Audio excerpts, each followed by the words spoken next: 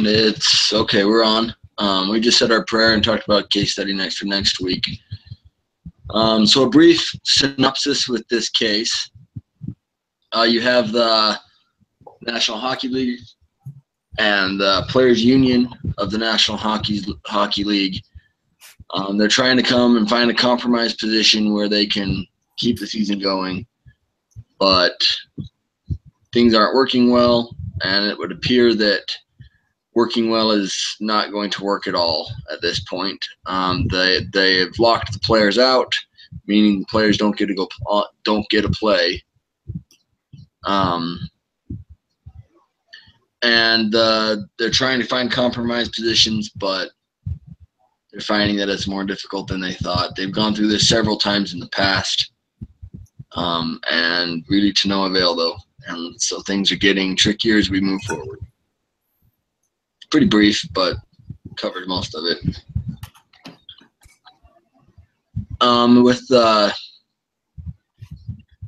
What did you guys see was the root cause of the problems in the case?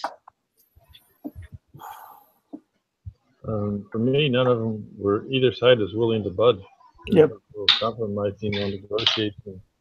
No, what do we call that in their discussion?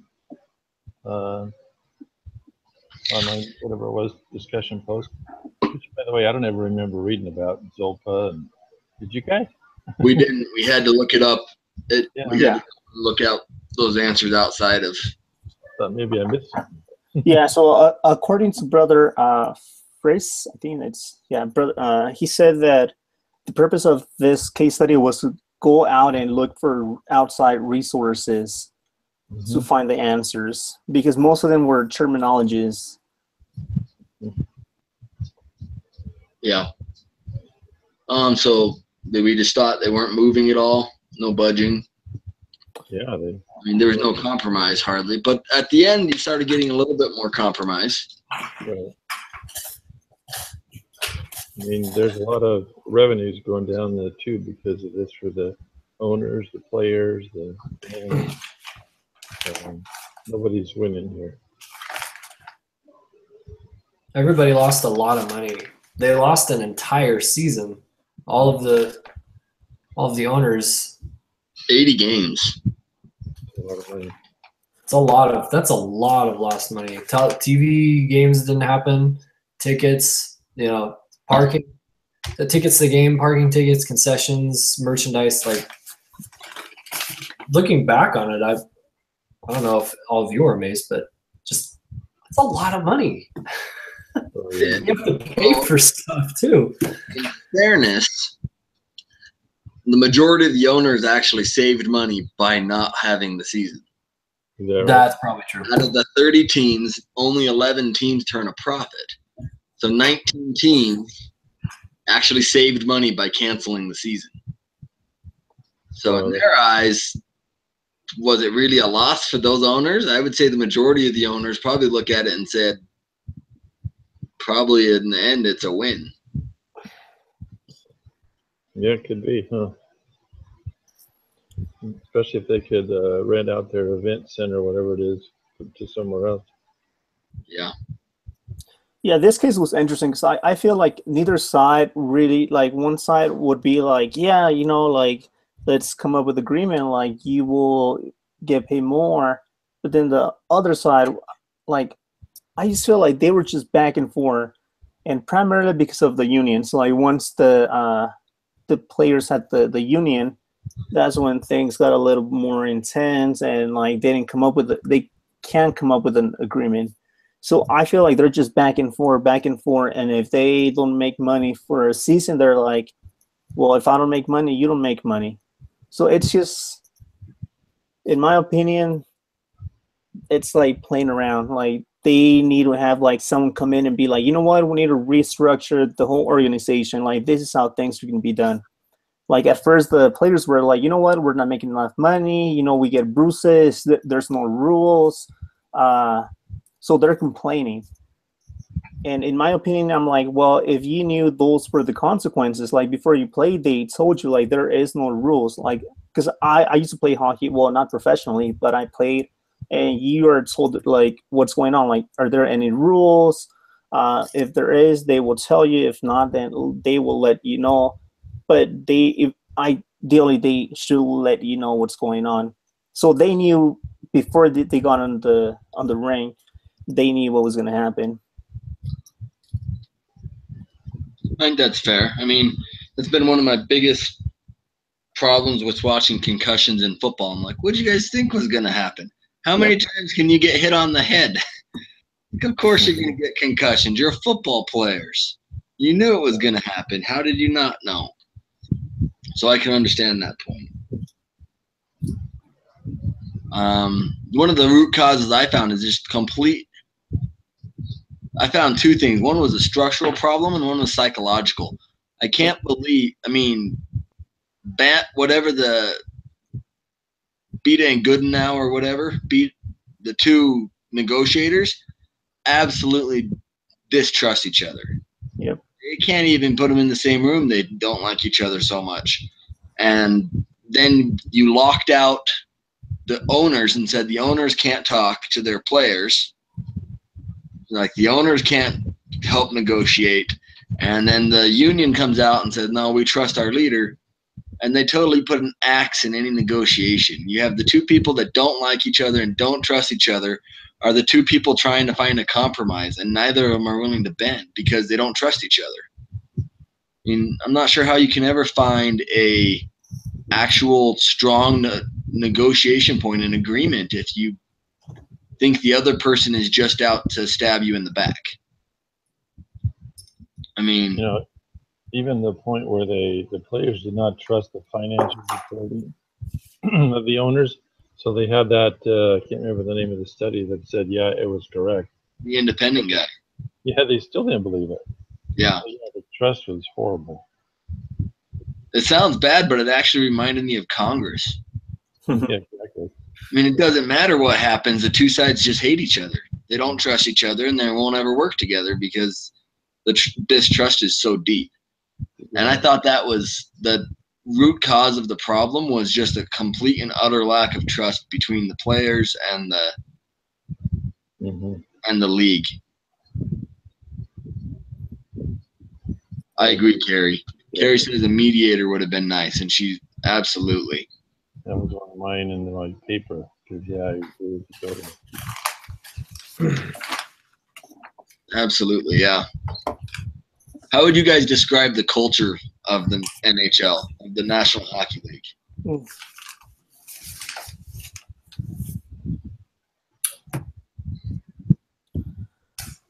Well, not that good.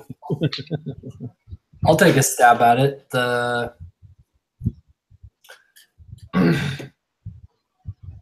You've mentioned distrust a lot. Caused a lot of poison the water in some ways. And in my opinion, from looking at the statistics of how well the hockey players are paid, how much more they've been paid since there's a statistic in there since 1995. And then looking at some of the documents in the back,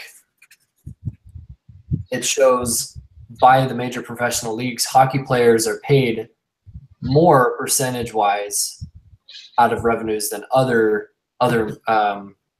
major leagues for other sports. And it shows it on a graph. It's like 75% of revenue or something. I'm surprised by that. Do you think the culture would be better? Hey, we're getting paid very well by the league for what we do. I mean, that's just my opinion. But going back to the relationship there, it's not good. And reading through the case, I could never really figure it out. I mean, you hate each other, but don't bite the hand of the person that feeds you, and don't abuse the show animals that bring in money for the circus. Like, why are we both having these problems? What do you guys think? That's what I kept seeing. I mean, I agree with what Carrie's putting up there and posting. She's just saying, pre-union it was a free-for-all, and the unions controlled the league controlled everything. Right. And then post-union, it's just a massive fight between the two sides. It can't ever come to conclusions. I thought culture-wise of the NHL, I was really kind of surprised. I mean, in the back of my mind, it says the majority of the players will make up to $10 million in their careers, and with superstars making many, many times more than that. And I looked at it and said, well, these guys only play for 5 or 6 years, and they're making $10 million. That's pretty awesome for them be coming back and saying, no, we need more money. I can understand not wanting your salaries cut. That I can understand. It's harder for me to stomach teams saying, well, we want more money when you're making $10 million. I mean, and I love sports, but like Stephen Curry, arguably the best player in the NBA right now.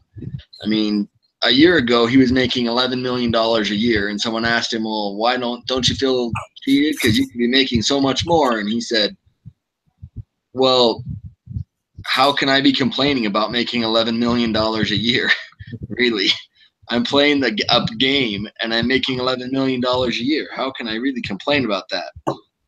But then, of course, he came out this year and he signed contracts to make $35 million a year instead. So it's not exactly ungreedy, but it's true. I feel like it's both sides are just greedy. The owners are being greedy. Although I'm more on the side of the owners on the greedy. If they're the 19 owners that are losing money, I can understand saying, I'm not paying you more money. I'm already losing money on this. Why would I give you more money? That was one of my solutions in my papers, to cut their pay. I'm sure that would go well with the players, but I think it wouldn't be more relation to the revenue. Assuming that's the case with NBA and others, I'm assuming it is. I don't know. I would tie it to wins, personally. Well, that would be cool. Say, you don't win, you don't get paid as much. You win more, you get paid more. That's actually Shaquille, when Shaq played for the Lakers like 15 years ago, they had incentives in his contract for that. If you win a championship, you get paid millions of more dollars. Yeah. I think that's totally fair, but I think the culture of the NHL is everyone looks out for themselves. Mm-hmm. Good point. The players do. The players aren't helping their teams on a larger scale beyond winning. They're not helping the owners. The owners aren't trying to help the players. Everybody's in there covering their own back, and if that means that you have to hurt somebody else in the process, then whatever. Seems so weird because the league is having so many problems as it is. It's like, in some ways, it feels like a sinking boat where no one's helping each other, and they're just, what can we do to fix this? All out for themselves. All right. What are the best ways to strengthen a BATNA, a best alternative?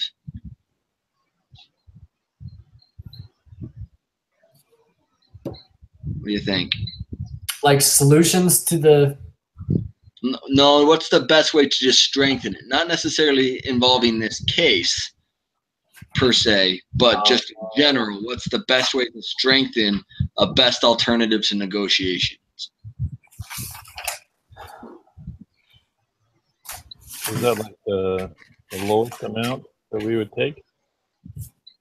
Yeah, it's what if negotiations fail, what's your fallout point? So, for instance, the owners, their fallout point is to lock out the players and to say, we're just not going to play hockey.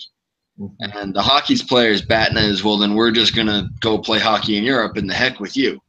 Mm-hmm. Yeah. So what's the best way to strengthen your BATNA, in a if you're going into a negotiation? Good question. Someone needs to put a foot forward. If I don't need to, not to apply it to the NHL, but to use an example, I recommended that they release their financial information, through somehow find some way to do it just for trust. Like, we'll take a step towards you and see if you reciprocate, so we can have a mutual honesty, mutual trust, so we can come to a very good negotiated agreement. I think that'd be the best way to start it off. Some action, some we want you to trust us. This is what we'll do. Yeah. I feel like the best way to strengthen your own personal BATNA is to improve your own worth somehow. If you're a hockey player, be a good enough hockey player that you can go play in Europe. Or, you know, have a way that you can then, you know, and use that as a negotiating tool. Say, look, if we're not, I mean, a BATNA could and should be used as, in my opinion, as a tool in your negotiations. And the owners used it very well and said, look, if you don't agree to our demands, then we're going to lock you out and we won't have a season. And the players didn't have an answer to that. But how much better would it have been if those players had come out and said, you lock us out, we're all going to leave. And next year when you want to have a season, you won't have any players because we're all going to go sign contracts overseas. So your lockout is going to destroy your teams, and you're going to lose everything. You know, I feel like the players didn't use their BATNA as really a weapon in their negotiations, because how many owners would have said, wow, I'm going to lose my top 10 players are going to lead my team. I'm never going to win another game if they leave. So I feel like that's one of the ways you can strengthen your BATNA is to just put it on the table. Don't hide it. Just say, look, if these negotiations fail, this is what I'm doing. I'm out. It's a good explanation. Yeah, I appreciate that. What do you think, Omar? Honestly, in this case, I feel like both parts are greedy. So I feel like they're not gonna come. They're so stubborn. Like they want to be. Each side wants to benefit from the agreement, but both sides, they're not dumb. Like the owners, they're not dumb. The players, they're not dumb. They're greedy. The more money they make, the more they want. Especially now that they have the unions. I have dealt in the past with unions, and honestly, in my experience, unions shouldn't exist. But that's just my opinion. They interfere with so much, and yeah. So I don't know. So the BATNA in this case, it's a little tough because players, I mean, their BATNA could be once they get, I don't know, it's just, in this case, it's just interesting because they're both greedy. That's just my problem. They're greedy and they're so stubborn, like so stubborn. They don't trust each other since like the 90s, I think. What's their 90s, I think? Well, yeah. Since like the beginning, like till now, like they don't like each other. They don't trust each other. They don't trust each other, and financially, like they money wise, they don't trust each other. The players, they're like they see the owners as people that are stealing their money. But obviously, I mean, it's a private sector, so the owners have the right to not show the players the financial statements, the reports. So going back, I'm not sure in this case because they're both so stubborn. That's my problem.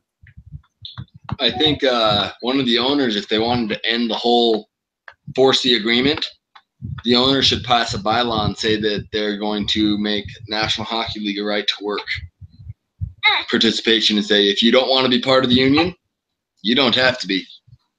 They should, yeah. We're not going to make anyone pay union dues and join the union. And if they did that, that means any new players coming in can keep more of their money and not pay the union, but then it ends the whole negotiations if it kills what power the union has. And I mean, I have mixed opinions on unions. They certainly had a role in the past. I'm not sure they have such a role now. But the union here, I mean, but the union made more compromises in the last negotiation session than the teams did. Right. Yeah. I mean, they even accepted a salary cap. It was less than they wanted to, but originally they were saying no salary cap, period. So I don't know. The way I see it, it's like the players, like if they want to make more money, like instead of having the union, they can just be persistent and talk to the owners, be like, you know what, like let's just agree with something, like let's sit down and let's talk. But I feel like the players are a little timid. Like I feel their mindset is more like I play and I don't need to worry about the whole financial, like I need to have someone deal with that. And that's, in my opinion, I think that's the problem. Like they shouldn't have that mentality. Like they should be more open, and I think they would have come up with a good agreement that benefited both sides instead of just one side. I'd agree with that. Garth, what would you do to solve the situation and remove barriers? What barriers would you look to remove? I mean, we've looked at greed, we've looked at the union, we've looked at the trust issue. What would you do? From my perspective, I would change the people that are negotiating. I would get rid of the Gary Bettman, and I would get rid of the union president, people that are doing it, and then give them a time frame to have it completed, or else we're going to bring in an arbitrator and he'll settle it. Because I mean, I appreciate the perspective that some owners didn't lose money, but overall, I think the whole hockey NHL got hurt by that year. And it could have been much worse. Like if you said to the owners, you said, look, you don't settle, we're never coming back. That could have killed the whole thing. And then maybe they would have done it. But I think these two guys, I mean, it says they've been renegotiating many times, but this time was different. So I can't think they both kept thinking, well, we can get through this, no problem. But all of a sudden, hey, season came and went. We're 5 months down the road. This did not work, And I'd get rid of those guys and get some more new ones in there, because even the union president has been there since what, 98? So yeah. They don't like each other. We've said that, but let's get some new players on there to do the negotiations. That's what I would do. Yeah, I believe the phrase in the case study is that Goodenow and Bettman negotiated out of the dark shadows of their personal history. Exactly. That's a really bad place to start negotiating from. I remember that quote. Yeah, good point. And interesting enough, Bettman is still the league commissioner. He's been commissioner since '93, so that's 24 years. That's impressive. A long time. And he's done a lot of good for the the NHL, but maybe it's time for a change. Yeah, you gotta get someone new in there. You gotta be a way to think differently. Well, and you had that one all-star player that said, I'll play under a salary cap. And then they met with the union, all met together, and he came back out and said, I'm not going to talk about that anymore.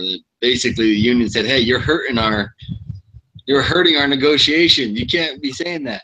Well, maybe they should get that guy and one of the old Gretzky and the one coach that was willing to speak up and then get fined for it. Well, maybe those three guys should be the ones that come to the table to discuss this. Do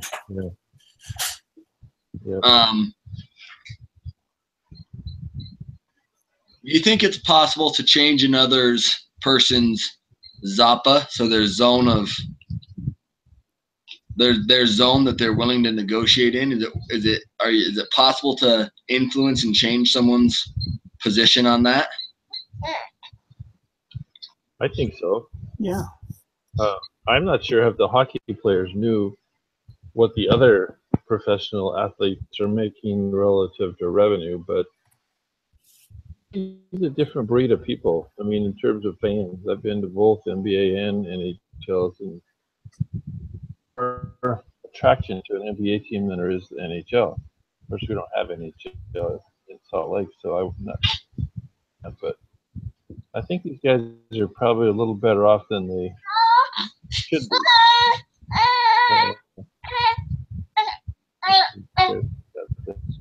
I agree with that, Carrie. I mean, I'll go back to more of a political view. I mean, I love politics. I love looking at the debates and paying attention to it. Mhm. And there's some things that I have my zone of agreement that's influence on change, that I can be influenced, I can be swayed. But then there's other political positions that I'm not ever changing my position. Mhm. It is what it is. I look at it as a moral right, moral wrong position, and it's not going to change as a result of that. And so I think it depends on what you're talking about. I mean, my position on whether or not pornography is a good thing that should be shown in schools during a sex ed class, that's not ever going to change, ever. And so, so it changes a little bit. I think it depends on what we're talking about as far as if you can change someone's stuff.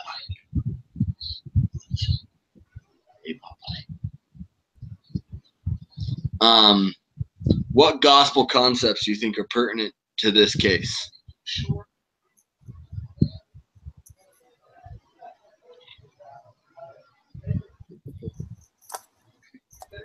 What do you guys think? What gospel concepts, other than don't be greedy and don't be covetous? Forgive and forget.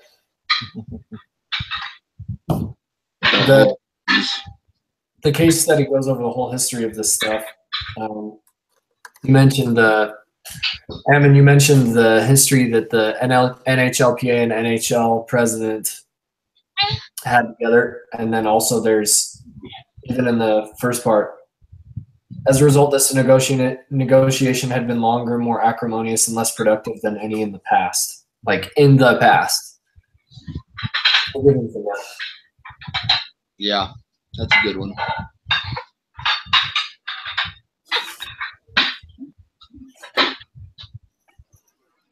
I think go ahead. I think kind of following along. Well, Carrie says seeking to understand. I think that certainly counts as a gospel principle. Trying to understand where the other team you're coming from. Have some empathy for one another. Yeah, good point. Understand, if you're one of the players, understand that as a whole, the league owners lose money every year. And have some understanding that if the league owners go under, be trying to support your salaries, then you don't get to play hockey at all. Mm-hmm. Have some empathy for one another. I think another fair one that they could look to do, another gospel principle, is to be it follows along with don't be greedy, but be content with your lot. Be content with what you have. Mm-hmm. You're making. The league was going to put the cap at $42 million a year. Who needs $42 million a year? And if you need more than that, then cut your flipping spending. Yeah. Sell a boat or two. I feel like they need to. I think it's in D&C 121, verse 45. It's just thinking the best thoughts.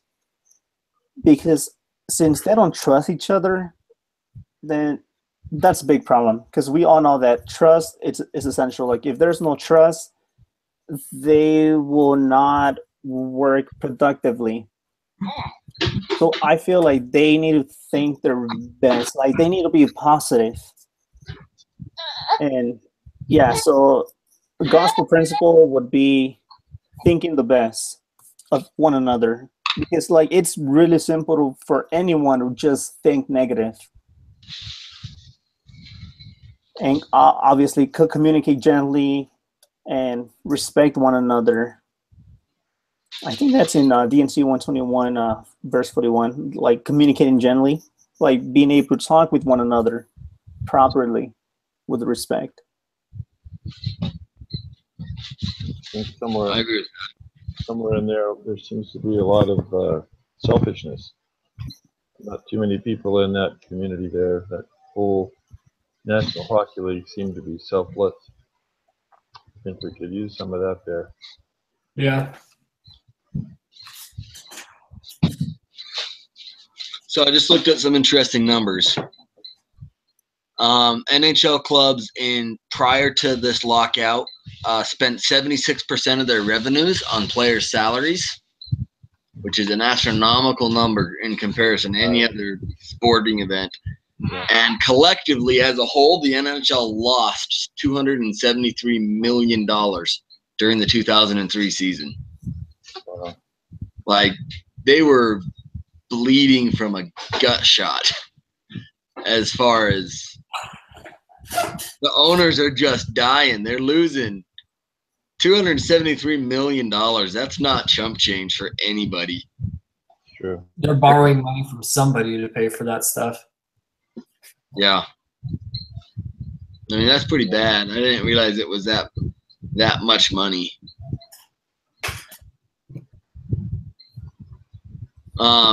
So just looking through at how this all ended, it looks like it lasted for 310 days. Wow.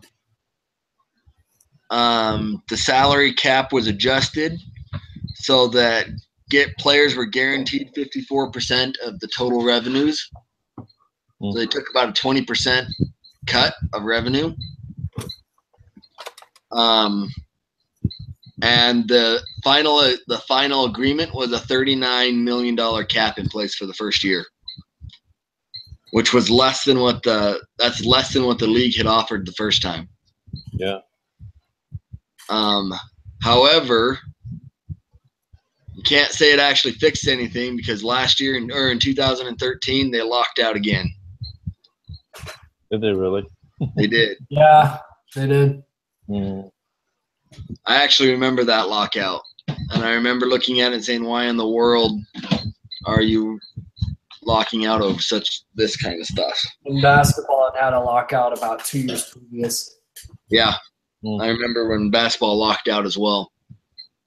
Wow. The next lockout in 2013 only lasted for 113 days. Still, a lot of revenue lost. Still, you have the revenue that's lost, but it's even harder to categorize how much was lost beyond the actual revenues in terms of brand and all that kind of stuff. Yep. Yeah. But yeah, the latest one was the third major lockout in 20 years. So obviously they haven't exactly fixed their culture. No. Neither side really learned their lesson, I guess. Nope. Is it the same two people doing the, you know? Bettman is still the commissioner. Probably, yeah.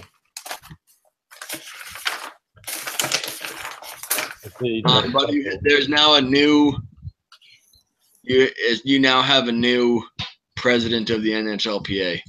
Oh, okay. So you've actually had a couple of presidents since Goodenow left.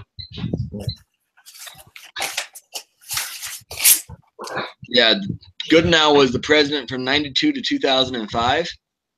And then since then, you had two presidents that only lasted 2 years each. Wonder why. And now you have the recent president has lasted for 7 years. And he was the negotiator in the last lockout.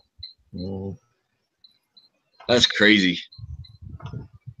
It's a tough business to be in. Yeah.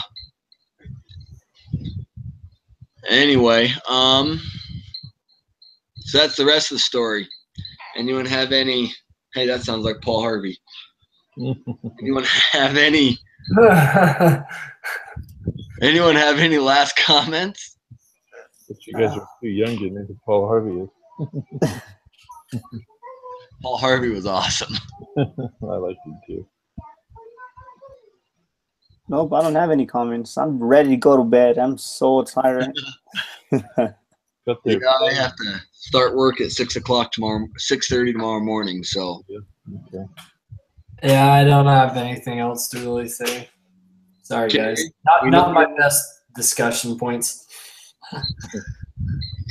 We know you're with us, Carrie. Hopefully your daughter's falling asleep. That's Sorry. No, darn it. oh. Yeah, I know what that's like. Yeah. All right. Well, we will see everyone then Tuesday morning at 8 o'clock. Jeff, you'll let us know if that'll work for you. Yeah. Thanks everybody for working. I know everyone else's schedules were important tonight, but I got off work at 8, so this helped out a lot. Yeah, thank you for meeting late. I'm sorry about my schedule getting flipped up. And I started it all by going to take my granddaughters to Disneyland. So. Well, even on Thursday, I had to work Thursday morning as well. It just got flopped. So happens. Okay. All right. All right, people. We'll see everyone then. Thanks. See you guys. Bye. Bye. Take care. See you guys. Bye.